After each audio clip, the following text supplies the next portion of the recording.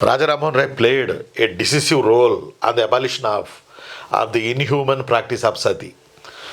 Through writings, petitions, and personal appeals to the British authorities, he exposed the cruelty and unspiritual nature of the custom.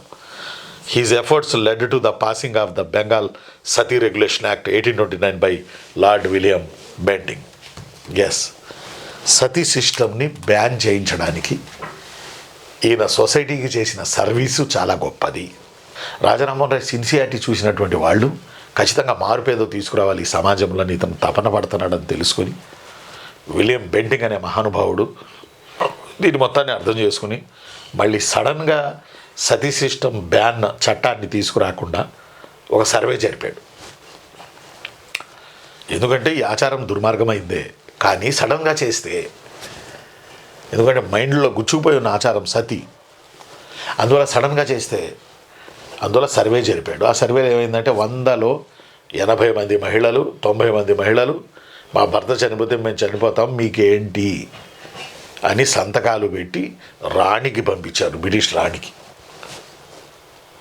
ఇది మా ఆచారం మా సంప్రదాయం అని మహిళలు సంతకాలు పెట్టి, అంటే మైండ్ అలా ట్యూన్ చేసింది సమాజం ఆ రోజు వాళ్ళను.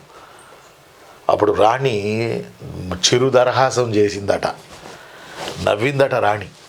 అరేళ దుంపలు దగ్గర ఇలా చేశారా వీళ్ళు అని, ఇలా చేస్తున్నారా వీళ్ళు అని. అందువల్ల విలియం బెంటింగ్కి చెప్పింది కఠినంగా చట్టం తీసుకురండి అని చెప్పి. అప్పుడు విలియం బెంటింగ్ 1829లో సతీ యాక్ట్ తీసుకొచ్చాడు. అర్థం అట్లా సతీని నిరోధించే చట్టం తీసుకొచ్చాడు.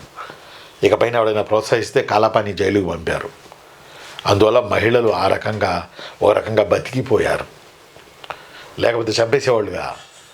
అర్థం అట్లా దేవుడి దయ వల్ల మహిళలు బతికి బయటపడ్డారు.